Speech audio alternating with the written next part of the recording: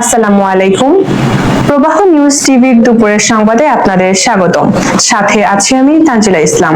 প্রিয় দর্শক, প্রবাহ নিউজ টিভির পক্ষ থেকে আপনাদের স্বাগত জানাই। আমি এখন অবস্থান করছি ময়মনসিংহ জেলার ফুলবাড়িয়া উপজেলায়।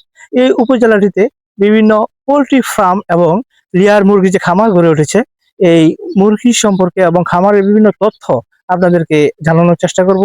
সাথেই থাকুন। সকলকে ধন্যবাদ। ছোট ছোট এই মুরগির ছানাগুলোর মধ্যেই একজন খামারি তার খামারের স্বপ্ন বনে দীর্ঘ দিন লালন পালনের পর দেখা মেলে ডিমের। এই ডিম পর্যন্ত তার এই মুরগির ছানাগুলো বড় করতে প্রায় খরচ হয় 10 থেকে 12 লক্ষ টাকা। কিন্তু বর্তমানে এই মুরগির লালন পালনের বিভিন্ন রোগের যে উপদ্রব দেখা দিয়েছে, তাতে করে অনেকটাই হতাশ স্থানীয় খামারিগণ। পর্যাপ্ত ডিমের দাম না থাকার কারণে অনেকটা দিশেহারা হয়ে পড়েছেন তারা, এবং প্রচুর পরিমাণে রোগবালাই, যার চিকিৎসা ব্যয় তারা অনেক হিমশিম খাচ্ছেন। অনেকে অনেক বড় পরিসরে খামার নির্মাণ করলেও এখন অনেকটাই হতাশায় ভুগছেন তারা।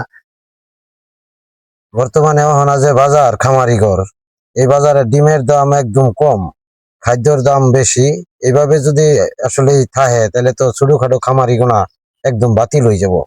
এগুলা ব্যবসা করা হইতো না। ডিমের বাজার কম, খাদ্যর দাম বাড়তি, রোগ বালাই তো আছেই, মুরগি তো মরে, বিভিন্ন অসুখ মসুখ আছে।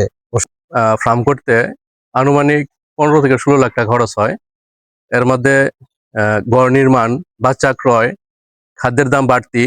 যদি এইভাবে ডিমের বর্তমান যে বাজার, এই বাজার চলতে থাকলে অনেক খামারি ক্ষতিগ্রস্ত হবে এবং এই খামারিগুলা একবার বৈশা যাবে।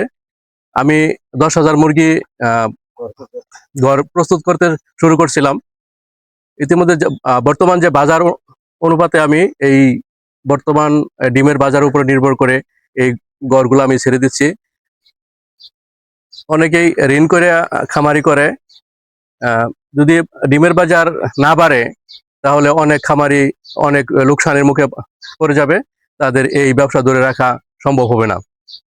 ইতিমধ্যে অনেক খামারি তাদের মুরগির চিকিৎসা ব্যয় বহন করতে না পেরে খামারের মুরগিগুলো বিক্রি করে দিয়েছেন। এখন তাদের খামারে ঝুলছে তালা। একেবারে হতাশায় দিন কাটছেন এবং ঋণের বোঝা মাথায় নিয়ে অনেকটাই দিশেহারা। ডিমের দাম বৃদ্ধি, খাদ্য এবং ওষুধের দাম যদি কমানো যায় তাহলে এই শিল্পটি টিকিয়ে রাখা সম্ভব হবে, এমনটাই ধারণা করছেন স্থানীয় খামারিগণ। মোহাম্মদ মাহবুল আলম, বিভাগীয় পরিচিত, ময়মনসিংহ।